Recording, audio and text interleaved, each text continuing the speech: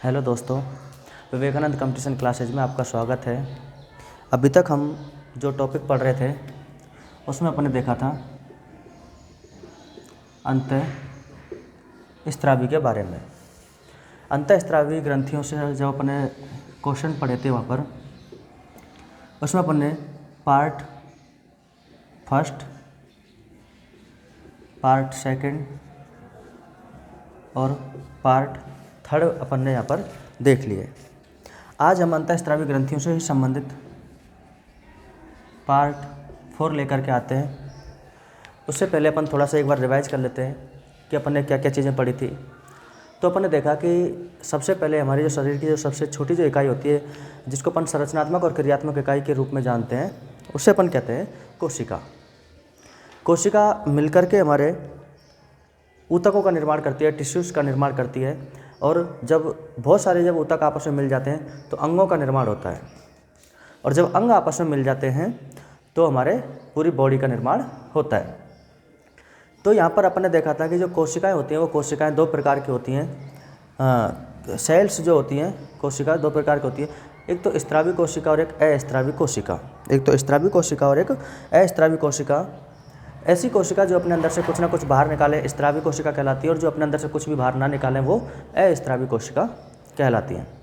अगर कोशिका दो प्रकार की है तो ऊतक भी कितने प्रकार के होते हैं? दो प्रकार के, स्रावी ऊतक और अस्रावी ऊतक। तो वही चीज़, ऐसे ऊतक जो अपने अंदर से कुछ ना कुछ बाहर निकालें स्रावी ऊतक कहलाते हैं, और स्रावी ऊतक जो होते हैं उन्हीं को अपन ग्रंथियों के नाम से जानते हैं। ग्रंथि दो प्रकार की होती है, ग्रंथि दो प्रकार की होती है, जिसमें पहली होती है अपने अंतःस्रावी ग्रंथि और दूसरी होती है अपने बाह्य स्रावी ग्रंथि। अगर अपन अंतःस्रावी ग्रंथियों की बात करें तो जो अंतःस्रावी ग्रंथि होती है वो अपना जो सीधा का सीधा जो स्रावी जो पदार्थ होता है उसको कहाँ डालती है? सीधा रक्त में डालती है। तो अपने स्रावी पदार्थ को कहाँ डालती है? वो रक्त में डालती है। इसके बाद में इससे जो स्रावी पदार्थ जो बाहर निकलता है, इससे जो स्रावी पदार्थ निकलता है उसे अपन हार्मोन के नाम से जानते हैं। और ये जो हार्मोन होते हैं पूरी बॉडी को इफेक्ट करते हैं। अब जब ये हार्मोन पूरी बॉडी को इफेक्ट करते हैं, ठीक है, तो ये ब्लड के सर्कुलेशन के हिसाब से पूरी बॉडी को क्या करते हैं? ये इफेक्ट करते हैं। जो बाह्य स्रावी ग्रंथि होती हैं इनमें नलिकाएं पाई जाती हैं जो अपने स्रावी पदार्थ को सीधा रक्त में न डाल करके रक्त से बाहर डालती है, जैसे लार ग्रंथि वगैरह अपन पढ़ेंगे यहाँ पर। ये जो पदार्थ जो स्रावित करती है उसे अपन कहते हैं एंजाइम, और ये जो एंजाइम होते हैं ये किसी स्थान विशेष को प्रभावित करते हैं। इसके बाद में ग्रंथियाँ हो गई थी।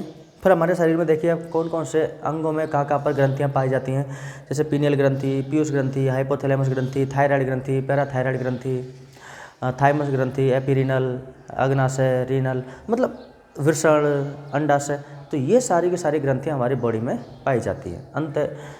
अंतःस्रावी जो ग्रंथियाँ होती हैं ये पाई जाती है। अब इसके बाद में हमने जो फोर्थ पार्ट जो देखा था, थर्ड पार्ट, जिसमें अपन ने देखा कि सबसे पहले अपन ने ग्रंथि ली अग्नाशय ग्रंथि। अग्नाशय ग्रंथि जो होती है ये दो भागों से मिलकर बनी होती है। उसमें एक तो द्रव भाग होता है और इसका एक ठोस भाग होता है। जो उसका ठोस भाग होता है उसे अपन, जो ठोस भाग होता है वो कोशिकाओं का बना होता है, जैसे अपन कहते हैं लैंगरहैंस के द्वीप समूह। लैंगरहैंस के जो द्वीप समूह हैं इनमें मुख्य रूप से 3 प्रकार की सेल्स पाई जाती हैं, अल्फा सेल, बीटा सेल और गामा सेल। अपन ने यहाँ पर जो चीज़ पढ़ी वो ये थी कि जो बीटा सेल है वो बीटा सेल यहाँ पर एक हार्मोन स्रावित करती है, इंसुलिन हार्मोन। और जो इंसुलिन हार्मोन है ये हमारे शरीर में क्या काम करता है कि जो ग्लूकोज होता है उस ग्लूकोज का परिवहन करता है, रक्त नलिका तक लेके जाता है। अपन ने देखा था कि अगर हमारे शरीर में अगर इंसुलिन की कमी हो जाए तो डायबिटीज़ मेलिटस या मधुमेह रोग हो जाता है। ये जो डायबिटीज़ मेलिटस जो होता है वो 2 प्रकार का होता है। कितने प्रकार का होता है? 2 प्रकार का, DM फर्स्ट और DM सेकंड। तो DM फर्स्ट जो होता है वो जो होता है अपने 40 साल से पहले होता है, और DM सेकंड जो होता है वो 40 साल के अपने बाद में होता है। तो अब हम बात करते हैं अपने अगले टॉपिक की, जिसमें अपन अगली ग्रंथि जो पढ़ेंगे वो है अपने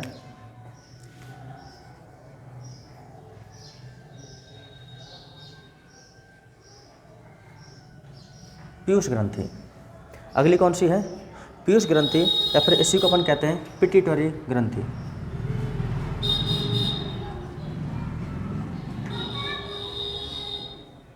इसी का क्या नाम है? पिट्यूटरी ग्रंथि। ये जो पीयूष ग्रंथि है इसे अपन मुख्य रूप से तो वैसे तो ये बटी रहती है 3 भागों में, अग्रपाली, मध्यपाली और पश्चपाली। लेकिन अपन यहाँ पर पढ़ने के हिसाब से इसको अपन 2 भागों में बांट लेते हैं, अग्रपाली और ये है अपने पश्चपाली। अभी जो अग्र जो पाली है इससे कौन कौन से हार्मोन स्रावित होते हैं उनके बारे में हम देखते हैं। तो पीयूष ग्रंथि या पिट्यूटरी ग्रंथि को अपन ने कितने भागों में देख लिया? यहाँ पर 2 भागों में, अग्रपाली और पश्चपाली। तो एक बार अपन पश्चपाली की बात कर लेते हैं कि पश्चपाली से कौन कौन से हार्मोन स्रावित होते हैं। तो एक हार्मोन होता है ऑक्सीटोसिन हार्मोन,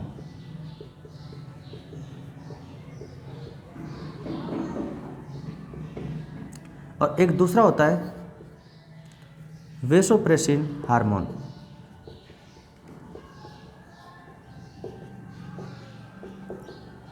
इन सब के बारे में अपन क्रम से पढ़ेंगे। तो अपन ने देखा कि जो पश्चपाली है यहाँ से कौन सा हार्मोन स्रावित होता है? ऑक्सीटोसिन हार्मोन, और दूसरा हार्मोन स्रावित होता है वेसोप्रेसिन हार्मोन, या फिर इसी को अपन एक और नाम देते हैं ADH, anti diuretic hormone, anti diuretic hormone. अब बात करते हैं अपन पश्चपाली से कौन कौन से हार्मोन स्रावित होते हैं। तो आपने नाम सुना होगा प्रोलैक्टिन,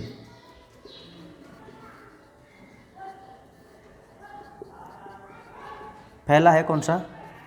प्रोलैक्टिन। दूसरा हार्मोन है growth hormone, GH, growth hormone. तीसरा है THS, चौथा है FSH। तीसरा कौन सा है? TSH, और चौथा क्या है? FSH, और पांचवा है LH। तो अपन ने यहाँ पर देखा कि जो पीयूष ग्रंथि है वैसे तो उसको 3 भागों में बांटते हैं अपन, लेकिन मुख्य रूप से यहाँ पर जो हार्मोन्स जो स्रावित होते हैं वो पश्चपाली और अग्रपाली से ही मैक्सिमम स्रावित होते हैं। अग्रपाली से prolactin hormone, growth hormone, TSH, FSH, LH, इनको अपन सबको क्रम से पढ़ेंगे। इसके बाद में जो पश्चपाली होती है उससे ऑक्सीटोसिन हार्मोन, वेसोप्रेसिन हार्मोन और ADH हार्मोन। दोस्तों अगर आपको ये चीज़ें अगर आपको पसंद आ रही हैं, 3 वीडियो आप देख चुके हैं, अगर आपको वीडियो अगर पसंद आ रही है, अच्छी लग रही है, तो वीडियो को लाइक करें, शेयर करें और सब्सक्राइब भी करें, चैनल को सब्सक्राइब करें। तो अब हम बात करते हैं सबसे पहले हार्मोन की, कि कौन सा हार्मोन कैसे कैसे। तो हम सबसे पहले बात करते हैं, फर्स्ट हार्मोन है प्रोलैक्टिन हार्मोन। तो अपन बात करते हैं किस हार्मोन की? प्रोलैक्टिन हार्मोन की।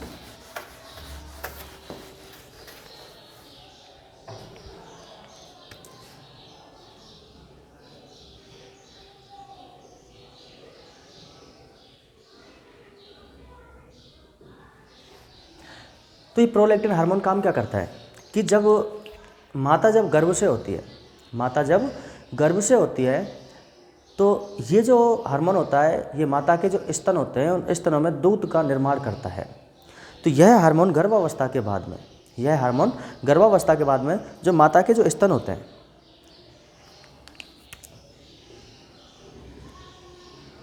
गर्भावस्था के बाद माता के स्तनों में दूध का निर्माण करता है। तो गर्भावस्था के बाद माता के स्तनों में किसका निर्माण करता है? दूध का निर्माण करता है। कौन सा हार्मोन? Prolactin hormone. इसलिए इसे दुग्ध निर्माण हार्मोन भी कहते हैं, दुग्ध निर्माण हार्मोन। तो ये क्वेश्चन आता है, इंपॉर्टेंट है, कि दुग्ध निर्माण हार्मोन अपन किसे कहते हैं? प्रोलैक्टिन हार्मोन को। कैसे? जब माता के जो ब्रेस्ट होते हैं, स्तन जो होते हैं, माता के जो स्तन होते हैं, गर्भावस्था के बाद में दूध का निर्माण होता है। Milk formation hormone, milk formation hormone के नाम से किसे जाना जाता है? प्रोलैक्टिन हार्मोन को। तो अगर आपसे कोई पूछ ले कि प्रोलैक्टिन हार्मोन का कार्य क्या है, कि मिल्क फॉर्मेशन हार्मोन, तो एक हो जाएगा प्रोलैक्टिन हार्मोन दूध निर्माण। तो पहला अपन ने किसने पढ़ लिया? कौन सा पढ़ लिया? प्रोलैक्टिन हार्मोन दुग्ध निर्माण। अब अपन बात करते हैं ऑक्सीटोसिन हार्मोन।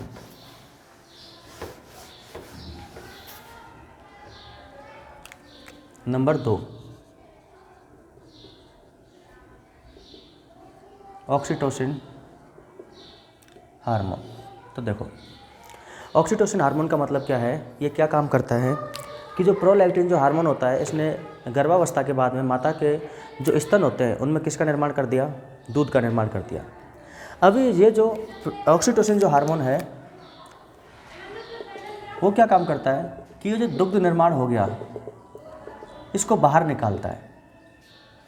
जो दुग्ध निर्माण हो चुका है उस दूध को क्या करता है, बाहर निकालता है, मतलब उसका स्त्रवण करता है।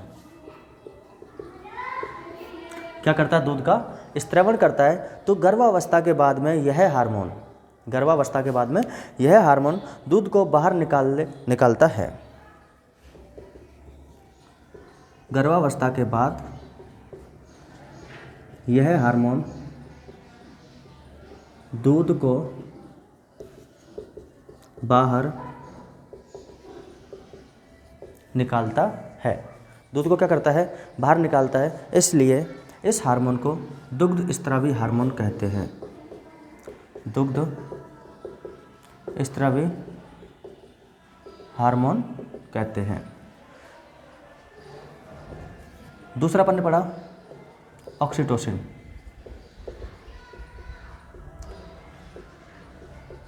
दुग्ध स्रावी हार्मोन किस नाम से जानते हैं इसे अपन, दुग्ध स्रावी हार्मोन के नाम से जानते हैं। अब अपन जानते हैं कि जो ऑक्सीटोसिन हार्मोन है दुग्ध स्रावी हार्मोन के रूप में इसको अपन जानते हैं। तो एक चीज़ अपन यहाँ पर जानते हैं कि अगर आपको दूध को निकालना है तो ये हार्मोन ज़रूरी है। अब ये इंसानों के ऊपर भी लागू होता है और ये जानवरों के ऊपर, जो मवेशी, जो गाय भैंस, जो मवेशियाँ होती हैं जो दूध देती है, अगर वो जानवर अगर दूध नहीं दे रहे तो अपन उनमें ऑक्सीटोसिन हार्मोन का जो है इंजेक्शन लगवा सकते हैं। किसका, ऑक्सीटोसिन हार्मोन का इंजेक्शन लगवा सकते हैं। या फिर आपने कई बार सुना होगा जब जानवरों को, जब कोई ऐसे जानवर जो दूध वगैरह देते हैं और उनको कोई चोर वगैरह ले जाए तो उन जानवरों, जो चोर होते हैं, उन जानवरों से दूध प्राप्त करने के लिए ऑक्सीटोसिन हार्मोन का यूज करते हैं। इस ऑक्सीटोसिन हार्मोन की वजह से जो जानवर होते हैं, सबको आप कॉपी में नोट कर सकते हो आप, ये जो जानवर होते हैं अधिक दूध देते हैं। मवेशियों से अधिक दूध प्राप्त करने के लिए इसका उपयोग किया जाता है। लेकिन प्रॉब्लम ये हो जाती है कि जब अपन इसका उपयोग करते हैं तो जानवरों में अपन इस इंजेक्शन का उपयोग करते हैं ऑक्सीटोसिन हार्मोन का, लेकिन इस दूध का अगर हम सेवन करते हैं तो डिप्रेशन में आ जाते हैं। डिप्रेशन क्या हो जाता है, डिप्रेशन और कैंसर जैसी घातक बीमारियां अपने हो सकती हैं। डिप्रेशन और कैंसर जैसी घातक बीमारियां अपने हो सकती हैं। तो यहाँ तक समझ में आया ऑक्सीटोसिन हार्मोन को अपन क्या कहते हैं, दुग्ध स्रावी हार्मोन कहते हैं। मवेशियों से ज़्यादा दूध प्राप्त करने के लिए ऑक्सीटोसिन हार्मोन का अपन क्या लगाते हैं, इंजेक्शन लगाते हैं। और इसका अगला कार्य क्या है कि जब माता गर्भ से होती है, माता जब गर्भ से होती है तो उसका जो गर्भाशय होता है, जो बच्चा जो जन्म लेता है उसके समय इस गर्भाशय में संकुचन का कार्य, तो संकुचन के कार्य के लिए भी जिम्मेदार कौन सा हार्मोन होता है अपने, ऑक्सीटोसिन हार्मोन। इसलिए इस ऑक्सीटोसिन हार्मोन को ये क्या करता है, जो गर्भाशय होता है उसको दबा देता है, जिससे बच्चे की गति नीचे की तरफ हो जाती है। अब ये जो हार्मोन होता है इसे अपन संकुचन का कार्य करता है यहाँ पर, इसलिए इसे अपन डिलीवरी हार्मोन भी कहते हैं।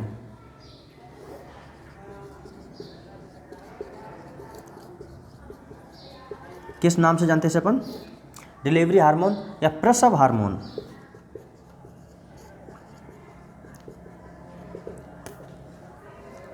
या किस हार्मोन के नाम से जानते हैं इसे अपन, डिलीवरी हार्मोन या प्रसव हार्मोन।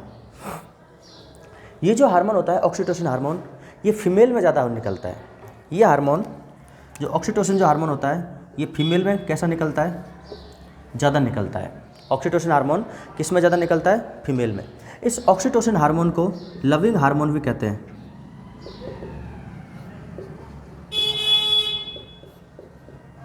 ऑक्सीटोसिन हार्मोन को अपन किस नाम से जानते हैं, लविंग हार्मोन।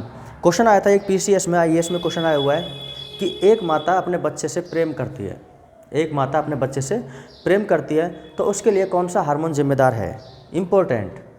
तो प्रेम करती है मतलब क्या कर रही है, प्यार कर रही है, लव, प्यार। तो लविंग हार्मोन ऑक्सीटोसिन हार्मोन उसके लिए क्या है, जिम्मेदार होता है। जो फल होते हैं, फ्रूट, इनको जल्दी पकाने के लिए,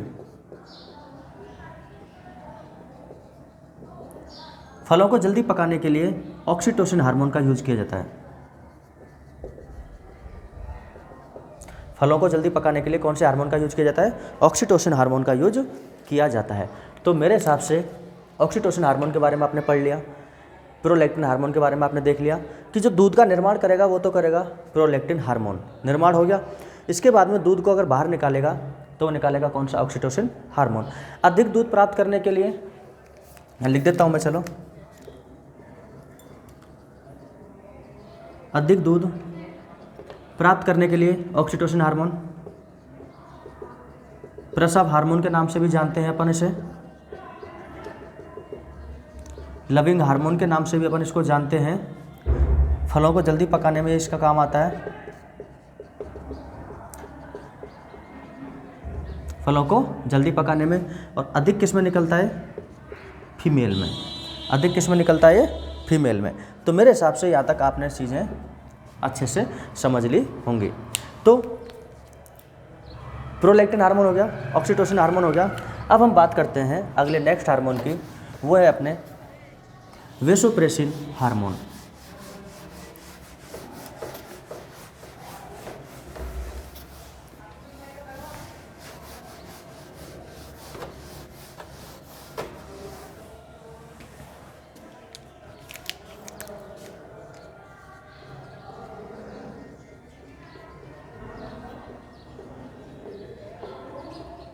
या फिर ADH, anti diuretic hormone, ADH। क्या कार्य है इसका, क्या कार्य नहीं है, तो देखो समझना कि हम जानते हैं, या फिर ये हमारी होती है रक्त नलिका, ये हमारी क्या होती है, रक्त नलिका, ठीक है।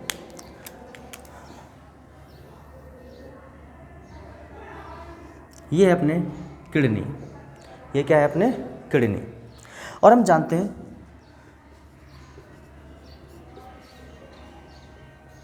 जो किडनी होती है इसमें मूत्र का निर्माण होता है। किसका निर्माण होता है, मूत्र का निर्माण होता है। और इस मूत्र में जल पाया जाता है और यूरिया पाया जाता है 2 से 3%। और जल जो ये जो मूत्र होता है इसमें जो जल की मात्रा होती है लगभग होती है 95%। कितनी होती है, 95%। अब ये ADH क्या है क्या नहीं है वो अपन देखते हैं। तो जो किडनी में जो मूत्र बनता है, अगर इस मूत्र के माध्यम से हमारे शरीर से अगर जो जल है वो अधिक मात्रा में अगर बाहर निकल जाए, अगर ये जल अगर अधिक मात्रा में हमारे शरीर से अगर बाहर निकल जाए तो आप बताओ देखो क्या हो सकता है, हमारे शरीर में किसकी मात्रा की कमी हो जाएगी, किसकी मात्रा कम हो जाएगी, जल की मात्रा क्या हो जाएगी, कम हो जाएगी। तो जल की मात्रा कम हो जाएगी तो इस वजह से क्या होता है कि एक हार्मोन होता है, एक हार्मोन होता है और वो हार्मोन क्या करता है कि इस जल में से लगभग 10 से 15% वाटर को 10 से 15% वाटर को वापस हमारी रक्त नलिका में ले आता है। कहाँ पर ले आता है, हमारी रक्त नलिका में ले आता है। तो यहाँ पर अपन ने एक चीज़ देखी कि किडनी या वृक्क में जो जल की मात्रा जो अधिक रूप से मूत्र के माध्यम से जो बाहर जाने वाली थी उसमें से लगभग 10 से 15% जो जल है उसको कहाँ ले आए, वापस रक्त नलिका में। इससे क्या होगा कि जो मूत्र होगा उस मूत्र में जल की मात्रा क्या हो जाएगी, कम हो जाएगी। और हमारे शरीर में जो जल की जो अपन ये कह सकते हैं जल जो शरीर से बाहर निकलने वाला था अब उसकी मात्रा क्या हो जाएगी, कम हो जाएगी और इस हार्मोन का नाम है वेसोप्रेसिन हार्मोन। वेसोप्रेसिन हार्मोन, या फिर इसी को अपन कहते हैं ADH, एंटी डायूरेटिक हार्मोन। अब इसका यूज क्या है, तो आपने देखा होगा कि जैसे मरुस्थलीय जो जानवर होते हैं, मरुस्थलीय जानवर, अगर मरुस्थलीय जानवर अत्यधिक मात्रा में अगर अपने मूत्र के माध्यम से, यूरिन के माध्यम से अगर जल को अत्यधिक मात्रा में अगर बाहर निकालेंगे तो उनके शरीर में वैसे ही जो जल की मात्रा है वो कम रहती है, और अगर वो ज़्यादा मात्रा में निकालेंगे तो उनके अंदर से पूरा का पूरा पानी क्या हो जाएगा, अपशिष्ट के रूप में बाहर निकल जाएगा। इस वजह से क्या होता है कि जो मरुस्थलीय जो जानवर होते हैं इनमें ADH अधिक मात्रा में पाया जाता है। ADH कैसी मात्रा में पाया जाता है अपने, अधिक मात्रा में। और ADH अधिक मात्रा में पाए जाने के कारण क्या होता है कि जो उनका जो मल होता है, जो अपशिष्ट होता है, वो गाढ़ा व ठोस होता है। वो कैसा होता है, गाढ़ा व ठोस होता है। तो मेरे हिसाब से यहाँ तक आपको चीज़ें समझ आई होंगी कि ऐसे जानवर जो मरुस्थल में रहते हैं उनमें किसकी मात्रा ज़्यादा पाई जाती है, ADH की। और अगर ADH की मात्रा ज़्यादा पाई जाएगी, वेसोप्रेसिन हार्मोन की मात्रा ज़्यादा पाई जाएगी, तो यहाँ से जो जल है उस मात्रा को ज़्यादा से ज़्यादा वापस कहाँ पे ले ला सकते हैं, वो वापस से जल में ला सकते हैं। अब अपन ने यहाँ पर एक चीज़ देखी कि जैसे ही जल यहाँ पर आया, मैं आपको एक और चीज़ समझा देता हूँ कि जैसे ये है अपने रक्त नलिका, ये क्या है अपने रक्त नलिका, और ये है रक्त नलिका की दीवार, ये क्या है रक्त नलिका की दीवार। तो यहाँ पर मैं आपको एक चीज़ बताने वाला हूँ कि रक्त के द्वारा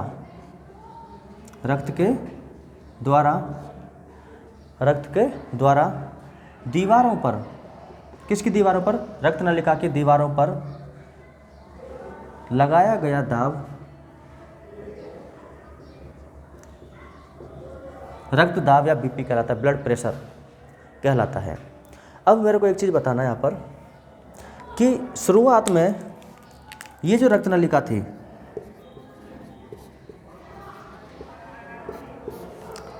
इसमें जो ब्लड था वो ये था रेड कलर वाला। जब यहाँ से वापस जब पानी आ जाएगा इसमें, तो रक्त नलिका तो उतनी बड़ी है, अब उसमें किसकी मात्रा और बढ़ गई, पानी की मात्रा। अब बताओ प्रेशर ज़्यादा लगेगा कम लगेगा, कि सर पानी आ गया तो प्रेशर कैसा लगेगा, ज़्यादा लगेगा। तो अगर किसी में अगर ADH की मात्रा अगर ज़्यादा हो जाए तो उसका BP क्या हो जाएगा, आप बोलोगे सर बढ़ जाएगा। ब्लड प्रेशर कैसा हो जाएगा, बढ़ जाएगा। समझ आ रही है, ब्लड प्रेशर क्या हो जाएगा, बढ़ जाएगा। अब यहाँ पे मैं आपको 2-3 शब्द और बता देता हूँ। यूरिया का मतलब होता है मूत्र, मतलब मूत्र में जो अपशिष्ट पदार्थ आता है अपने, यूरिन जिसको अपन कहते हैं यूरिन।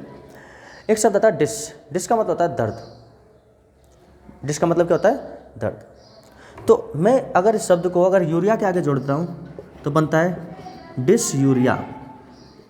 इसका मतलब है, डिस का मतलब दर्द, यूरिया मतलब मूत्र त्याग करते समय। तो मूत्र त्याग करते समय दर्द होना, मूत्र त्याग करते समय क्या होना, दर्द होना, क्या कहलाता है, डिस यूरिया। डाई, आपने एक शब्द सुना होगा डाई, डाई का मतलब होता है डबल, डाई का मतलब क्या होता है, डबल। अगर मैं लिखता हूँ डाई यूरिया, डाई यूरिया मतलब मूत्र का 2 गुना बनना। डाई यूरिया का मतलब क्या हो जाएगा, मूत्र का 2 गुना बनना। यहाँ तक समझ आया आपके? अब वेसोप्रेसिन हार्मोन या ADH हार्मोन क्या काम करता है, जो रक्त नलिका होती है उसमें किडनी या वृक्क से वापस रक्त को लेकर के आता है। रक्त को जैसे ही लेके आएगा, जल को लेके आएगा, वाटर को लेके आएगा, और जैसे वाटर को लेके आएगा तो ब्लड प्रेशर क्या हो जाता है, बढ़ जाता है। और जितने भी मरुस्थलीय जो जानवर होते हैं, मरुस्थलीय जो जानवर होते हैं उनमें ADH कैसा रहता है, ज़्यादा रहता है। ADH कैसा रहता है, ज़्यादा रहता है। अब अगर मैं आपको अंतर की बात करूं कि अगर ADH ज़्यादा है तो क्या होगा, और अगर ADH कम है तो क्या होगा।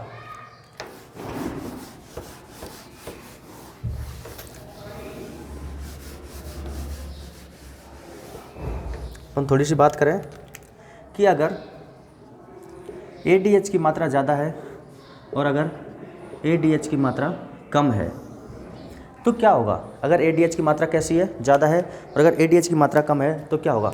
देखो, अगर ADH की मात्रा ज़्यादा है तो मूत्र में पानी की मात्रा कैसी होगी? कम होगी। पानी की मात्रा कैसी होगी? कम होगी। अगर पानी की मात्रा कम होगी तो बताओ, मूत्र की मात्रा भी कैसी होगी? कम होगी। मूत्र की मात्रा भी कैसी होगी? कम होगी। और अगर मूत्र की मात्रा कम होगी तो मूत्र त्यागने की संख्या भी कम होगी। मूत्र त्यागने की संख्या भी कैसी होगी? कम होगी। जस्ट इसका उल्टा, अगर ADH अगर कम है तो मूत्र में पानी की मात्रा कैसी हो जाएगी? ज़्यादा हो जाएगी। आगे मूत्र की जो मात्रा है वो भी कैसी हो जाएगी? ज़्यादा हो जाएगी। और मूत्र त्यागने की संख्या कैसी हो जाएगी?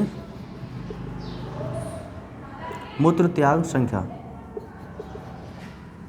ये भी कैसी हो जाएगी? ज़्यादा हो जाएगी। मूत्र त्याग संख्या भी कैसी हो जाएगी? ज़्यादा हो जाएगी। अब अपन ने देखा कि मूत्र त्याग संख्या कैसी हो रही है? यहाँ पर ज़्यादा हो रही है। लेकिन ये जो ADH हार्मोन है, अगर ये ज़्यादा मात्रा में है, मूत्र त्याग की संख्या कैसी हो रही है? ज़्यादा। इसका मतलब है क्या हो रहा है? उसको डायूरिया। समझ रहे हो? अगर मूत्र त्यागने की संख्या कैसी हो रही है? दोगुनी हो रही है, मतलब उसके कौन सा रोग है? डायूरिया। और ADH हार्मोन क्या करता है? इसको कम करता है। मूत्र त्यागने की संख्या को क्या करता है? कम करता है, मतलब उसके विपरीत काम करता है। इसलिए ADH को अपन क्या नाम देते हैं? Anti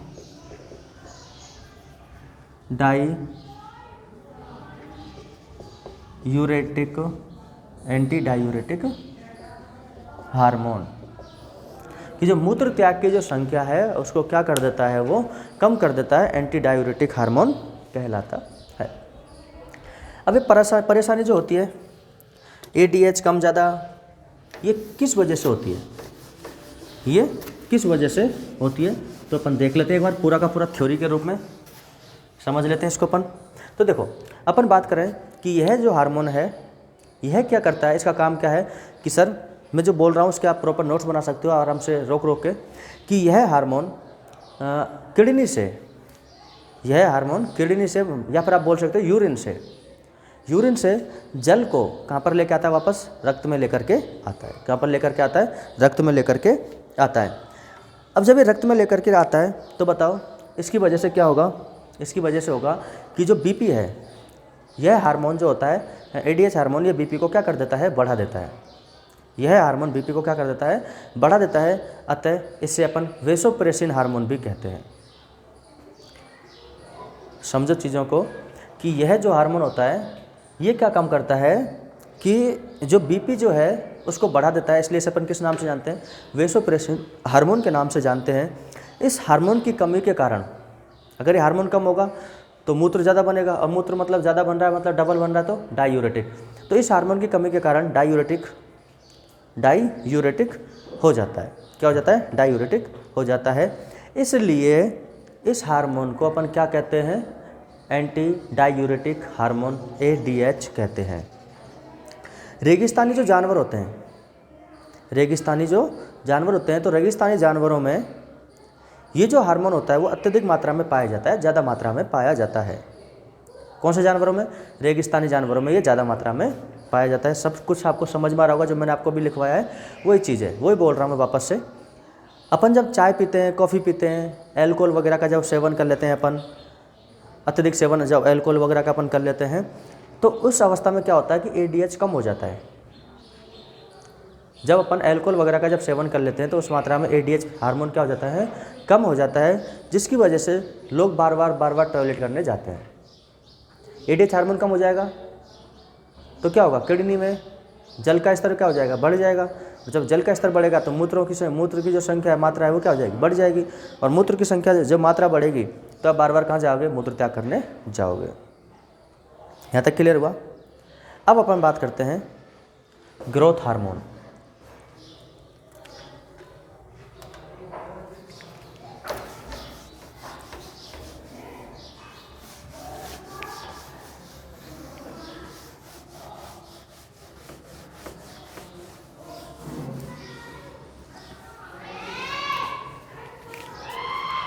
number 4 growth hormone. कौन सा हार्मोन? Growth hormone. अगर इसको हिंदी में कहें अपन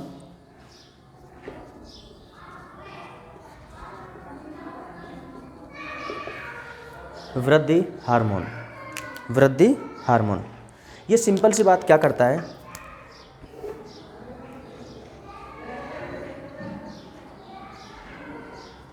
कि ये है अपने बोन,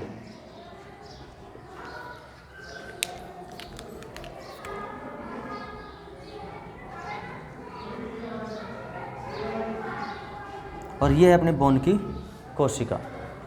और बोन की कोशिका को अपन एक नाम से जानते हैं। अगर कहीं पे भी आपको कोशिका लिखा आ जाए इसका मतलब है साइट। क्या है? साइट। हड्डी को अपन नाम देते हैं ऑस्टियो। हड्डी को अपन किस नाम से जानते हैं? ऑस्टियो के नाम से। तो हड्डियों की कोशिका क्या क्या कहलाएगी? Osteocyte. हड्डियों की कोशिका को अपन किस नाम से जान सकते हैं? ऑस्टियो साइट के नाम से जान सकते हैं। अब ये जो हड्डियों की जो कोशिका होती है ऑस्टियोसाइट, ये क्या करती है? अपने आप में विभाजन करती है। अपने आप में क्या करती है? विभाजन करती है, जिसकी वजह से जो हड्डियों की जो लंबाई है वो क्या हो जाती है? बढ़ जाती है। और यह लगभग 18 से लेकर के 25 वर्ष तक बढ़ती है, अधिक मात्रा में।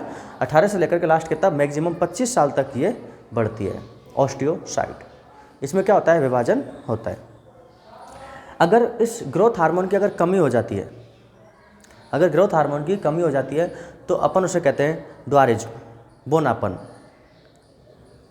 क्या कहते हैं? ड्वारेज, बोनापन। और अगर इसकी वृद्धि हो जाती है तो जो शरीर हो जाता है वो कैसा होता है? भीमकायता। कैसा हो जाता है? भीमकायता।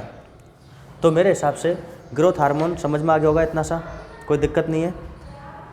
तो आज अपन ने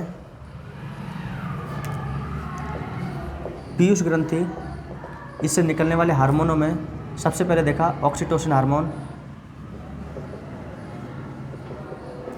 इसके बाद में प्रोलैक्टिन हार्मोन,